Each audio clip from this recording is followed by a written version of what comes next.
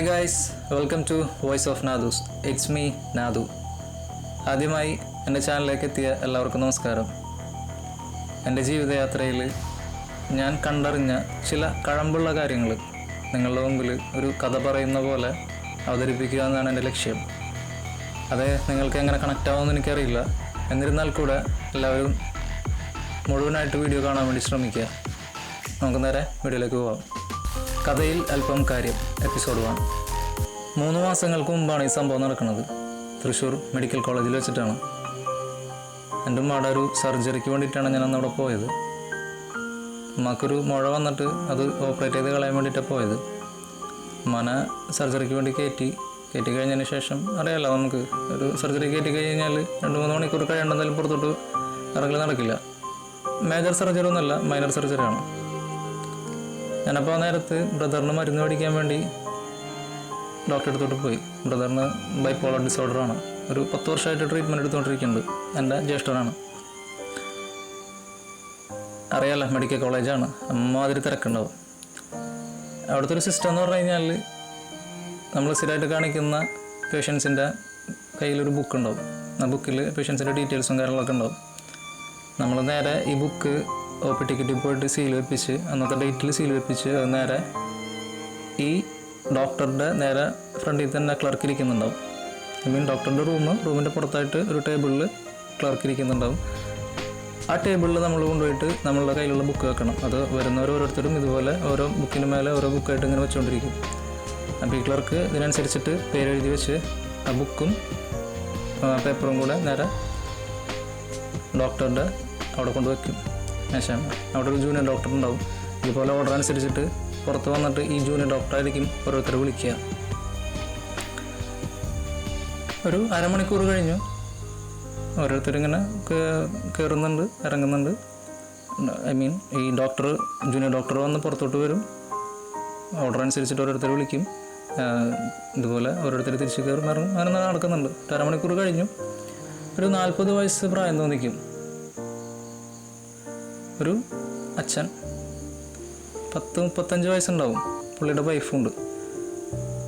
ഈ അച്ഛൻ്റെ ഒക്കത്ത് ഒരു 8 വയസ്സോളം പ്രായമുള്ള ഒരു കുട്ടിയുണ്ട്. കുട്ടീനെ കണ്ടറിയാം, ഓട്ടിസം ബാധിച്ചിട്ടുള്ളൊരു കുട്ടിയാണ്. അവരവിടെ വന്ന് നിന്നു.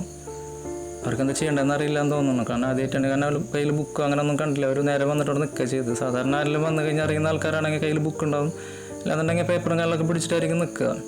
അപ്പോൾ അവരെ കണ്ട വഴിക്ക് ഒരു 10-15 മിനിറ്റായി. അപ്പോൾ എനിക്ക് കണ്ടപ്പോൾ മനസ്സിലായി ഇവർക്ക് ഇത് അറിയില്ല എന്നുള്ളത് മനസ്സിലായി. ഞാൻ ചോദിച്ചു അവരെടുത്തപ്പോൾ, മുമ്പ് കാണിച്ചിട്ടുണ്ടോ? ഇല്ല, എന്നാണ് ആദ്യമായിട്ടാന്ന് പറഞ്ഞു. ഞാൻ പറഞ്ഞു, നിങ്ങളെ ക്ലർക്കിൻ്റെ അടുത്ത് പോവാം, അവിടെ പോയിട്ട് പറഞ്ഞാൽ മതി, പുള്ളി കാണിച്ചിരുന്നു പറഞ്ഞു. അവരങ്ങനെ നേരെ ക്ലർക്കിൻ്റെ അടുത്ത് പോയിട്ട് നേരെ പുള്ളിക്കാരൻ അതൊക്കെ പറഞ്ഞു കൊടുത്ത് ഓക്കെ ആക്കിയിട്ട് നേരെ തിരിച്ച് ഇവിടെ വന്ന് നിന്നു. അവർ വന്ന് നിന്ന് കഴിഞ്ഞ് ഒരു 10 മിനിറ്റ് കഴിഞ്ഞപ്പോൾ ഈ കുട്ടി ഭയങ്കരമായിട്ട് അലറിക്കരയാന്ന് പറയില്ലേ, ഭയങ്കരമായിട്ട് ഇങ്ങനെ അറണ്ട് പൊളിച്ച് കരയാണ്. സാധാ കുട്ടികൾ കരയുന്ന പോലെ ആ ഒരു സൗണ്ടല്ല. ഒരു ഇത്തരം അസുഖമുള്ള കുട്ടികളുടെ ഒരു ടോൺ ഉണ്ടാവും, മനസ്സിലാൻ വേണ്ടിയിട്ടാണ്. അതുപോലെ ഭയങ്കര എന്താ പറയുക, ഒരു തരം പ്രത്യേക സൗണ്ട്. കുട്ടികളിങ്ങനെ കിടന്ന് കരയണവൻ. അത് കണ്ടപ്പോൾ ഈ അച്ഛൻ ഇവനെ ഓൾറെഡി ഒക്കത്തെടുത്തിട്ടുള്ളത് ഇവനെ. അപ്പോൾ അവനെ ചേർത്ത് പിടിച്ചിട്ട് ഇവനെ സമാധാനിപ്പിക്കുന്നുണ്ട്. ഈ അമ്മയും സമാധാനിപ്പിക്കുന്നുണ്ട്. പക്ഷെ ഇവൻ ഇത് തീരെ ഒതുങ്ങണില്ല. അവൻ അങ്ങനെ കുറച്ച് നേരം കഴിഞ്ഞു, 1.5 മണിക്കൂർ കഴിഞ്ഞു. അപ്പോൾ ഇതിൻ്റെ ഇടയിൽ നേരത്തെ പറഞ്ഞ പോലെ തന്നെ ജൂനിയർ ഡോക്ടർ പുറത്ത് വരുന്നുണ്ട്, ഓരോരുത്തർ വിളിക്കുന്നുണ്ട്. അതുപോലെ ഓരോരുത്തർ പുറത്ത് പോകുന്നുണ്ട്, നേരെ ഉള്ളിൽ കയറുന്നുണ്ട്. ഇങ്ങനെ നടന്നുകൊണ്ടിരിക്കുന്നുണ്ട്. ഇതിനിടയിൽ ഡോക്ടർ പുറത്തോട്ട് വന്ന നേരത്ത്, ജൂനിയർ ഡോക്ടർ പുറത്തോട്ട് വന്ന നേരത്ത് ഈ അമ്മ ചോദിച്ചു ഡോക്ടറെ അടുത്ത്, ഡോക്ടറെ ഞാൻ വന്നിട്ട് കുറച്ച് നേരമായി, പക്ഷേ എൻ്റെ മോന് തീരെ പറ്റുന്നില്ല, അവന് ഇവിടുത്തെ ഇത് പറ്റുന്നില്ല, അവന് ഭയങ്കരമായിട്ട് വാശി പിടിക്കുന്നുണ്ട്, ഞങ്ങളൊന്ന് വിളിക്കുമെന്ന് ചോദിച്ചു. ഇത് പറഞ്ഞ വഴിക്ക് ജൂനിയർ ഡോക്ടർ റിപ്ലൈ ഉണ്ടായിരുന്നു, ഈ ഇരിക്കുന്ന എല്ലാവരും കാണിക്കാൻ വേണ്ടിയിട്ടാണ് വന്നേക്കണത്, ഇവിടെ ആർക്കും സ്പെഷ്യൽ കൺസിഡറേഷൻ ഒന്നുമില്ല. എല്ലാവരും തിരക്കുള്ള ആൾക്കാരൊക്കെ തന്നെയാണ്. അതുകൊണ്ട് ആർക്കും കൺസിഡർ ഇവിടെ ചെയ്യാൻ പറ്റുന്നില്ല. നിങ്ങൾ സമയമാകുമ്പോൾ നിങ്ങളെ വിളിക്കും കേട്ടാ എന്ന് പറഞ്ഞിട്ട്. അതും ഞാനിപ്പോൾ ഈ ടോണല്ല, കുറച്ച് ഒച്ചത്തിലാണ്, നല്ല ടോണിലാണ് പറഞ്ഞത്. അത് പറഞ്ഞപ്പോൾ സ്വാഭാവികമായിട്ടും ഭയങ്കര ഇൻസൾട്ടറായിപ്പോയി. കാര്യം എന്ന് പറഞ്ഞു കഴിഞ്ഞാൽ ഓൾറെഡി ഈ കുട്ടി ഭയങ്കരമായിട്ട് കരഞ്ഞല്ല. ഇതിന് തൊട്ട് മുമ്പ് കരഞ്ഞ നേരത്ത് അവിടെ ഇരിക്കുന്ന ഓൾമോസ്റ്റ് എല്ലാവരും തന്നെ ഇവരെ നോക്കിയിട്ടാണ് ഇരുന്നിരുന്നത്. നമുക്കറിയാം, ഇപ്പം നമുക്കോ അല്ലെങ്കിൽ നമ്മളുടെ വേണ്ടപ്പെട്ട ഒരാൾക്കോ ഇതുപോലൊരു സിറ്റുവേഷൻ വരുമ്പോൾ എങ്ങനെയാണെന്നുള്ളത്. ഫോർ എക്സാമ്പിൾ പറയുകയാണെന്നുണ്ടെങ്കിൽ, പാട്ട് പാടുന്ന അല്ലെങ്കിൽ ഡാൻസ് കളിക്കുന്ന ആദ്യമായിട്ടൊക്കെ സ്റ്റേജിൽ കയറുന്ന ആൾക്കാർക്ക് ചുറ്റിരിക്കുന്ന ആൾക്കാരുടെ കണ്ണുകൾ നമ്മളുടെ അടുത്തോട്ട് വരുമ്പോൾ ഉണ്ടാക്കുന്നൊരു നെർവസ്നെസ് ഉണ്ട് അല്ലേ എന്ന് പറയുന്ന പോലെ എല്ലാവരും ഇവരെ തന്നെ നോക്കിയിട്ട് നിന്നിരുന്ന ആ നേരത്ത്. അപ്പം ആ നേരത്തെ ഒരു ഭയങ്കരമായിട്ട് ഇതാവുന്ന നെർവസ് ആവണമെന്ന് ഞാൻ കണ്ടായിരുന്നു ഇവരെ. അതിനുശേഷമാണ് ഇവർ റിക്വസ്റ്റ് ചെയ്യണത്. റിക്വസ്റ്റ് ചെയ്ത നേരത്ത് ഇവരിങ്ങനെ ഷൗട്ട് ചെയ്തപ്പോഴും വീണ്ടും എല്ലാവരും ഇവരെ തന്നെ നോക്കിക്കൊണ്ടിരിക്കുകയാണത്. ഇവർക്ക് വീണ്ടും ഇതായിപ്പോയി. ഡോക്ടർ ഇതും പറഞ്ഞു പോയി. അപ്പം നേരത്ത് ഈ അച്ഛൻ, ഈ ഹസ്ബൻഡ് വൈഫിൻ്റെ അടുത്ത് പറയണം, എന്തിനാണ് ബുഷറ, നമുക്കൊന്ന് നിൽക്കാമല്ല, കുഴപ്പമൊന്നുമില്ല, മോനല്ലേ, കുഴപ്പമൊന്നുമില്ല, നീ ഒന്ന് സമാധാനിക്ക്, നമ്മളെന്തായാലും ഡോക്ടറെ കാണിക്കാൻ വേണ്ടി വന്നല്ലേ, കുഴപ്പമൊന്നുമില്ല, നിൽക്കിട്ടാന്ന് പറഞ്ഞു, ഇനി ചോദിക്കല്ലേ എന്ന് പറഞ്ഞു. അത് പറയുമ്പോഴും വൈഫിനെ അങ്ങനെ ചേർത്ത് പിടിച്ചിട്ട്, കാരണം ഒരു കയ്യിലൊക്കത്ത് ഈ മോനുള്ളത്, മറുകൈയിലാണ് ഈ വൈഫിൻ്റെ കൈമ ചേർത്ത്, കാരണം ഓൾറെഡി ഇൻസൾട്ടറായി എന്നുള്ളത് മനസ്സിലായി പുള്ളിക്കാരന്. എന്നിട്ടാണ് വൈഫിൻ്റെ കൈമ ചേർത്ത് പിടിച്ചിട്ട് പുള്ളിയുടെ അടുത്തോട്ട് ചേർത്ത് പിടിച്ചിട്ട് ഈ കാര്യം പറയണത്. കാരണം ആ ഒരു വൈഫിൻ്റെ മുഖത്തും ആ ഒരു വിഷമമുണ്ട്. കാര്യം എന്ന് പറഞ്ഞു കഴിഞ്ഞാൽ എല്ലാവരും മുമ്പിൽ ഇൻസൾട്ടായി പോയില്ലേ എന്നുള്ള ഒരു ഇതുണ്ട്. അങ്ങനെ അത് കഴിഞ്ഞു വീണ്ടും ഇതുപോലെ തന്നെ ഓരോരുത്തർ കയറുന്നുണ്ട്, ഇറങ്ങുന്നുണ്ട്. ഈ പറഞ്ഞ പോലെ ഡോക്ടറും പുറത്ത് വരുന്നുണ്ട്, പുതിയ ആൾക്കാർ വരുന്നുണ്ട്. അങ്ങനെ വീണ്ടും ഒരു അരമണിക്കൂർ കഴിഞ്ഞു പോയി.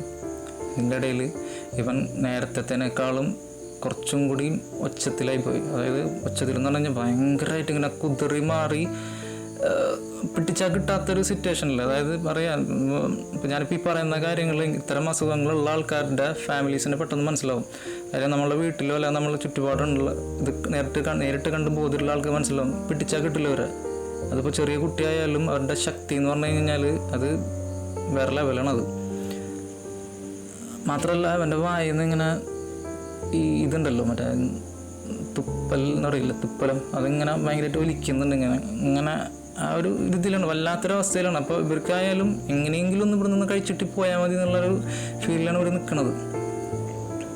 ഒട്ടും പറ്റാണ്ടായപ്പോൾ ഇതിനിടയിൽ ഡോക്ടർ വിളിക്കാൻ വേണ്ടി ജൂനിയർ ഡോക്ടർ പുറത്തോട്ട് വന്നു. അങ്ങനെ വേറെ ഒന്ന് രണ്ട് പേരെ വിളിച്ച നേരത്ത് വീണ്ടും ഈ ഉമ്മ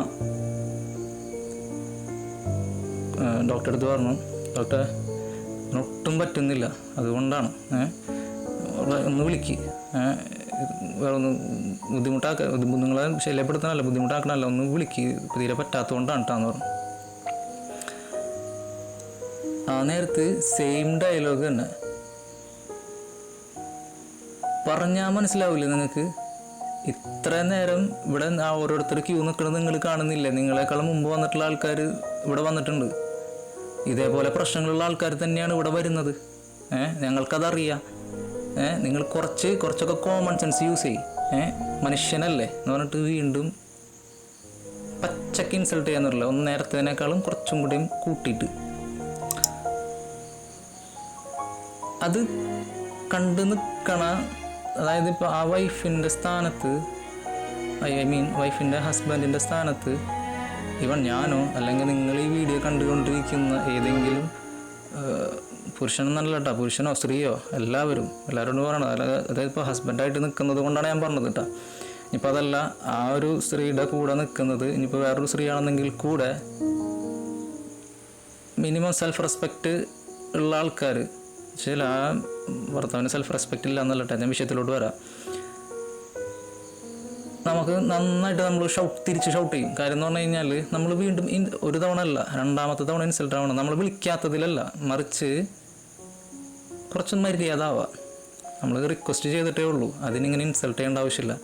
മേ ബി ആ ഡോക്ടർക്കും ഈ പറഞ്ഞ പോലെ ആ ഡോക്ടർക്കും മുൻ എക്സ്പീരിയൻസ് എന്തെങ്കിലും ഉണ്ടാവാം, ചിലപ്പോൾ ആരെങ്കിലും സഹായിച്ചിട്ട് എന്തെങ്കിലും പണി കിട്ടിയിട്ടുണ്ടാവാം. ഇല്ലയെന്നുണ്ടെങ്കിൽ ഈ പറഞ്ഞ പോലെ അറിയാലോ, റൂൾസ് എല്ലാവർക്കും ബാധകമാണ്. ഇതേപോലെ പ്രശ്നങ്ങളുള്ളവരൊക്കെ തന്നെയാണ് എല്ലാവരും ഇവിടെ വന്ന് നിൽക്കുന്നത്. അവർക്കും അവരുടേതായൊരു ജസ്റ്റിഫിക്കേഷൻ എന്നൊക്കെ പറയില്ലേ, അവർക്കതുണ്ടാവും, ഇല്ലയെന്നല്ല. പക്ഷെ എന്നിരുന്നാൽ കൂടെ അത് ഒട്ടും ഇതായിട്ട് എനിക്ക് തോന്നിയില്ല. അവർ ഈ ഡോക്ടർ ഈ ഒരു ഷൗട്ട് ചെയ്ത നേരത്ത് ഈ ഭർത്താവിൻ്റെ ഒരു റിപ്ലൈ ഉണ്ടായിരുന്നു, റെസ്പോൺസ് ഉണ്ടായിരുന്നു. ആൾ പറഞ്ഞൊരു കാര്യമുണ്ട്.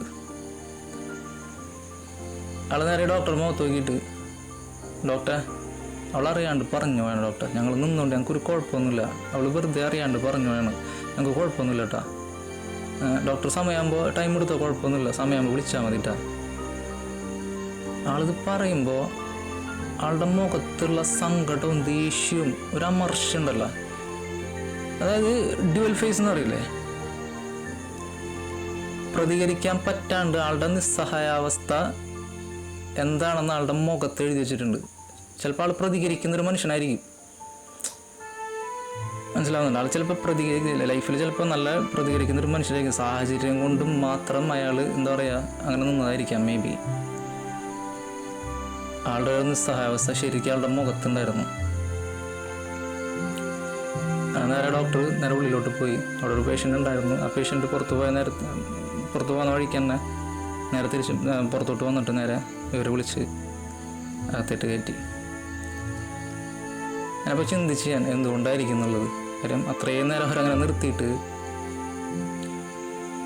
പെട്ടെന്ന് ഇവരെന്തുകൊണ്ടായിരിക്കും വിളിച്ചിട്ടുണ്ടാവുക എന്നുള്ളത്. ക്ഷമ, ആ മനുഷ്യൻ്റെ ഒരു ക്ഷമയില്ലേ, വേണമെന്നുണ്ടെങ്കിൽ പ്രതികരിക്കായിരുന്നു പുള്ളിക്കാരന്. പ്രതികരിച്ച വേറെ ഒന്നും ഉണ്ടാകാൻ പോകുന്നില്ല. ചിലപ്പോൾ 1 മണിക്കൂറോ അല്ലെങ്കിൽ 1.5 മണിക്കൂറോ വീണ്ടും നിൽക്കേണ്ടി വരും. അപ്പോഴും ഞാനവിടെ നിന്നുകൊണ്ടിരിക്കേണ്ട, ഞാൻ ഇവരെക്കാളും 1/2 മണിക്കൂർ മുമ്പ് നിൽക്കണതാണ്. ആ ഡോക്ടർക്ക് വരെ തോന്നിയിട്ടുണ്ടാവും ഞാൻ ചെയ്തത് ശരിയായിട്ടില്ല എന്നുള്ളത്. സ്വയം ഒരു കുറ്റബോധം തോന്നാന്ന് പറയില്ലേ, ക്ഷമയ്ക്ക് മുന്നിൽ ആളുടെ ഒരു സ്നേഹം എന്നൊക്കെ പറയാൻ പറ്റുമെന്ന് എനിക്കറിയില്ല. പക്ഷെ ആളുടെ ഒരു ക്ഷമയുടെ മുമ്പിൽ ശരിക്കും ആ ഡോക്ടർ തോറ്റുപോയി എന്നുള്ളത് ആ പെട്ടെന്ന് തന്നെ അവരെ വിളിച്ചപ്പോൾ അത് ശരിക്കും കൊണ്ടിട്ടുണ്ട്. കാരണം ആളുടെ മുഖത്തുള്ള ഒരു മുഖഭാവം, ആളുടെ ഒരു ദയനീയ അവസ്ഥ ഉണ്ടല്ലോ, അത് ശരിക്കും കൊണ്ടിട്ടുണ്ട് ആ ഡോക്ടർക്ക്.